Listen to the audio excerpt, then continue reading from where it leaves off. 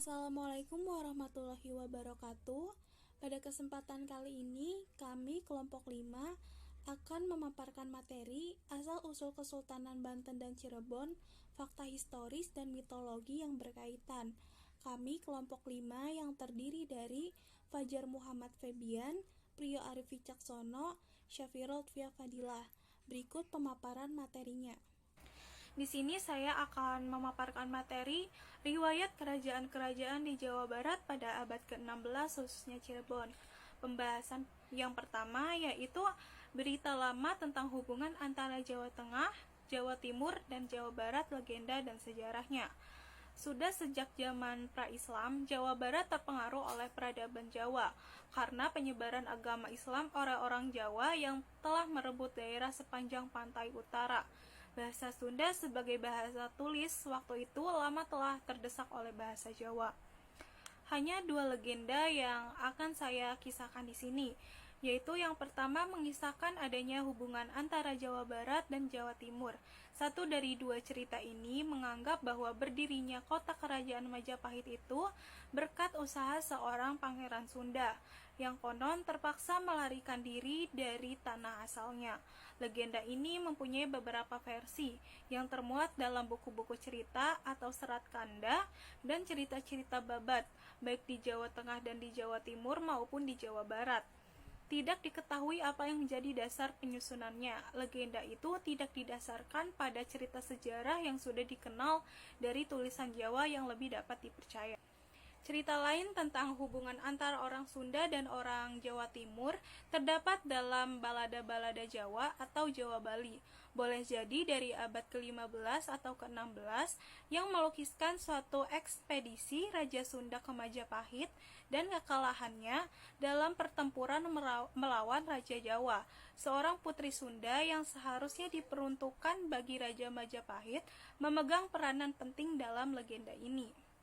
Satu-satunya yang dapat kita simpulkan dari adanya legenda-legenda Jawa ini ialah kemungkinan adanya hubungan lama yang tidak selalu bersahabat, mungkin lewat laut di sepanjang pantai utara antara Sunda dan Jawa Timur, waktu penduduk Jawa Islam dan Jawa Tengah telah menguasai kota-kota pelabuhan di Jawa Barat.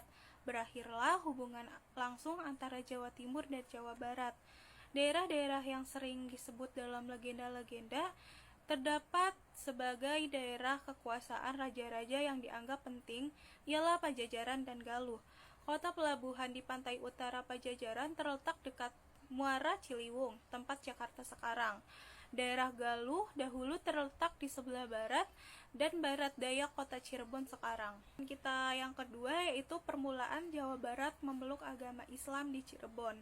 Salah satu berita tertua tentang Cirebon dalam hubungannya dengan agama Islam terdapat dalam buku Suma Oriental karangan musafir Portugis yang bernama Tom Pierce, yang disebutkan oleh Tom Pierce sebagai pendiri pendukuhan Islam pertama di Cirebon ialah Ayah Petrodin.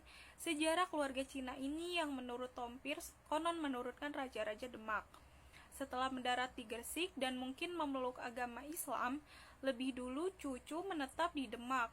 Pada waktu itu dalam 10 tahun terakhir abad ke-15, Demak masih diperintah oleh seorang penguasa yang dapat kita sebut dengan kafir, Raja Taklukan Maharaja Majapahit. Penguasa Demak itu telah memanfaatkan jasa-jasa pedagang Cina Islam tersebut, mungkin untuk meningkatkan perkembangan ekonomi kota pelabuhannya. Dalam hubungan itu, sesudah beberapa waktu lalu ia mengutus cucu ke barat, ke Cirebon, atau mungkin membantu prakasa cucu dengan kekuasaan dan alat-alat untuk mendirikan perkampungan di sana yang akan membantu hubungan dagang yang makin meluas di antara Demak dan Jawa Barat. Rupanya usaha pedagang Cina itu berhasil dengan baik. Sesudah beberapa waktu setelah menjadi kaya dan mempunyai kekuasaan, ia kembali ke Demak. Kemudian keluarganya dapat pula memegang kekuasaan pemerintahan di kota pelabuhan itu. Dari pemberitaan Tom Pierce tidak terbukti bahwa Cina Islam itu di Cirebon telah mendirikan pemukiman yang benar-benar baru. Nama tempat itu menimbulkan dugaan bahwa penduduk aslinya orang-orang Sunda.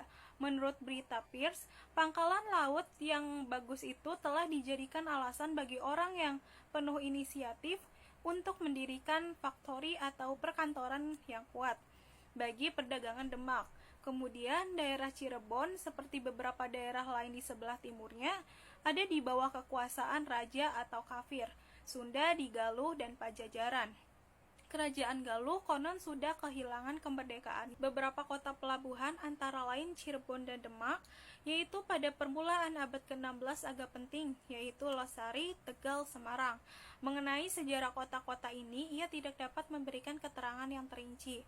Yang jelas, dapat diterima ialah bahwa hubungan antara Demak dan Cirebon diselenggarakan dengan kapal-kapal pantai, seperti juga hubungan antara Demak dan Gresik, tempat asal cucu. Musafir Portugis itu tidak memberikan beberapa keterangan mengenai kota-kota pelabuhan di Jawa Barat yang masih menjadi milik Raja Pajajaran atau kafir itu, yang menolak kedatangan kaum Moor atau orang-orang Islam. Ini secara tidak langsung menguatkan dugaan bahwa kampung dagang, yaitu oleh perantara Cina dari Demak didirikan di Cirebon, merupakan tambahan bagi daerah kaum Islam.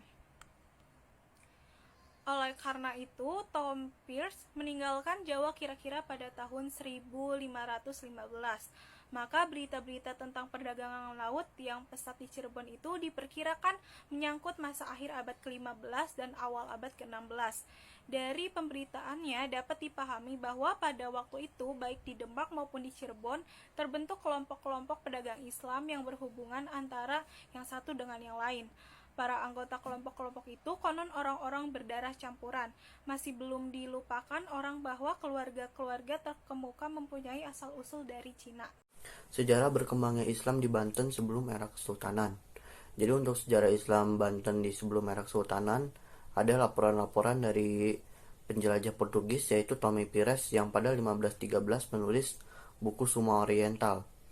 Alasan mengapa Banten dan daerah pesisir lainnya mendapat pengaruh Islam lebih dulu dibandingkan dengan daerah pedalaman atau daerah pegunungan di daerah kerajaan Pajajaran adalah karena wilayah-wilayah tersebut dilalui oleh jalur sutra, sebuah jalur dagang maritim yang menghubungkan Cina dengan Timur Tengah dan Eropa, juga dengan banyaknya para pedagang dari Arab, Farsi atau Gujarat yang memeluk agama Islam, dan mereka mendakwahkan agama Islam tersebut ke penduduk-penduduk asli yang ada di pesisir, yang akibatnya penduduk pesisir sendiri lebih cepat memeluk agama Islam dibandingkan dengan penduduk yang ada di pedalaman atau pegunungan. Untuk tradisi Islam di Banten, secara tradisi Islamisasi di Banten sudah dimulai sebelum kedatangan Wali Songo dari Tanah Jawa. Meskipun demikian, belum semua masyarakat Banten memeluk Islam, karena orang pedalaman menganut agama Sunda Wiwitan atau Buddha. Islamisasi Banten barulah semakin gencar ketika Sunan Gunung Jati bersama 98 muridnya berdakwah di Banten. Usahanya ini membuahkan hasil sehingga Dipati Banten memeluk Islam dan menikahkan anaknya dengan Sunan Gunung Jati. Setelahnya Sunan Gunung Jati sendiri kembali ke Cirebon menyampaikan berita tersebut ke Sultan Cirebon, yang waktu itu Cirebon sudah menjadi kerajaan Islam. Sementara itu, karena di usianya yang sudah tua, Sunan Gunung Jati sendiri menggantikan tugas dakwanya itu kepada keponakannya yaitu Hasanuddin. Sementara itu, karena di usianya yang sudah tua, Sunan Gunung Jati sendiri menggantikan tugas dakwanya itu kepada keponakannya yaitu Hasanuddin.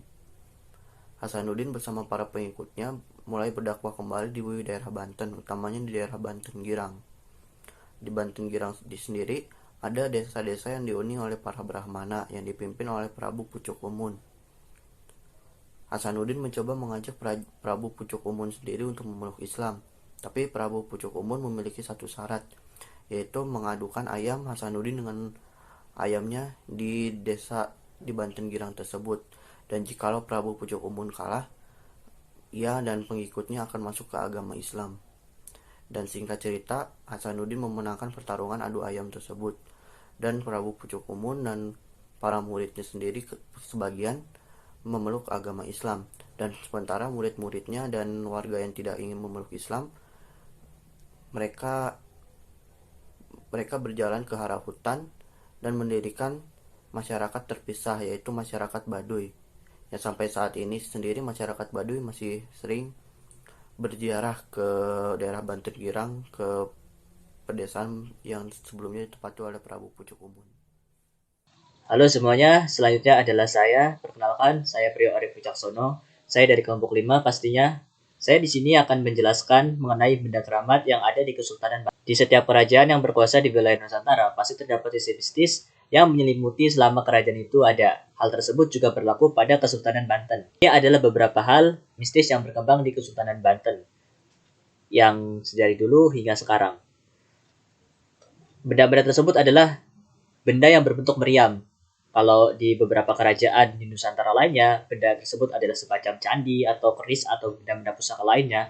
Tetapi kalau untuk di kerajaan Banten sendiri ada meriam. Jadi meriam-meriam itu jadi pada tahun 1528 hingga 1529, Sultan Trenggono yang kita kenal sebagai penguasa Mataram Islam menghadiahkan Kesultanan Banten beberapa bilah meriam berkaliber besar.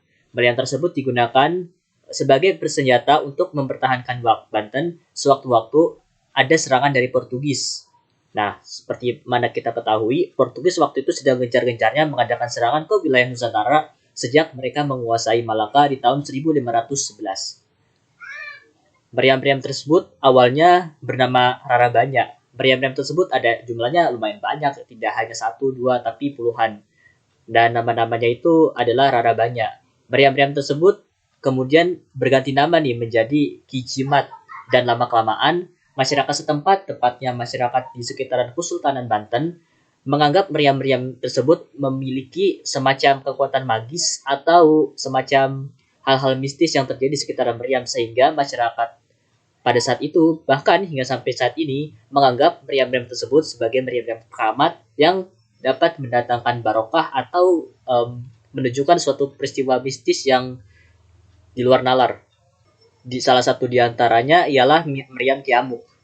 Meriam ini memiliki panjang 3,45 meter dengan kaliber sebesar 31 cm dengan berat mencapai 6 ton. Meriam ini oleh beberapa ahli diyakini sebenarnya adalah meriam Kijimat gitu, yang kemudian berganti nama menjadi Kiamuk. Kijimat disebut dalam Babat Banten itu yang ditempatkan dalam bangunan Mandapa Keraton Sasorowan yang moncongnya itu ke arah utara. Kiamuk sendiri atau Kijimat memiliki ciri khas yang paling menonjol di antara meriam-meriam lainnya karena terdiri dari ada tiga inskripsi yang bertulisan Arab di punggungnya, hiasan matahari yang dikenal dengan Surya Majapahit, dan 10 gelang pada tubuhnya. Cukup sekian pemaparan materi yang dapat kami sampaikan. Terima kasih telah menyimak video pembelajaran kami dari awal sampai akhir. Jika ada pertanyaan mohon ditanyakan. Wassalamualaikum warahmatullahi wabarakatuh.